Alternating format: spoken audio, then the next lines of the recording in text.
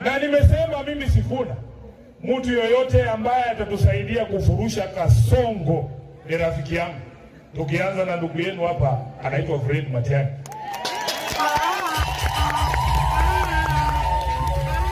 Unanielewa nini? Unanielewa? Unajua wakati mumeenda kuwinda chui, unahitaji mtu mmoja anashika mguu hii, mwingine anashika ile mguu, mwingine anaidanganya na nyama, tunafunga shingo, mwingine anashika mguu ya mbele, alafu mtu anakuja anapiga mshale, hiyo chui inaanguka chini, si ndio? Wacha Matiang'i ashike ile mguu, Sifuna ashike ile nyingine, Kalonzo ashike ile nyingine, Obadia mdanganye na nyama.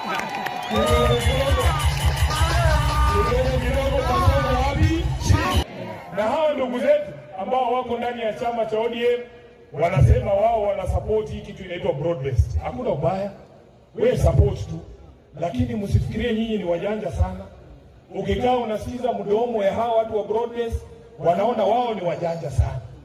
Anaanza baba alituambia mpaka sijui 2027 sijui Ruto akifanya hii sijui akifanya ile ati sijui tutamuunga mkono. Nani alikuambia? Baba alisema, who has told you that ODM will not have a presidential candidate in 2027? Who has told you? Heshima kubwa ambaye tunaweza fanya kwa Raila, tusiingize maneno kwa mdomo ya mtu ambaye amelala, kwa sababu hawezi amka kujitetea, si ndio? Mimi kama Sifuna nataka niseme ninawaheshimu wabunge wa ODM ambao wamesimama kifua wazi, kama ndugu yangu Samuel Atandi amesimama kifua wazi akasema yeye baada ya baba kufa sasa kiongozi wake ni nani? Ruto. Hiyo ni sawa, tunaheshimu hiyo demokrasia. Lakini hawa wakora ambao wanajificha ndani ya ODM na kila siku wanasukuma sera ya William Ruto, leo nataka niwaambie nyinyi sio wajanja.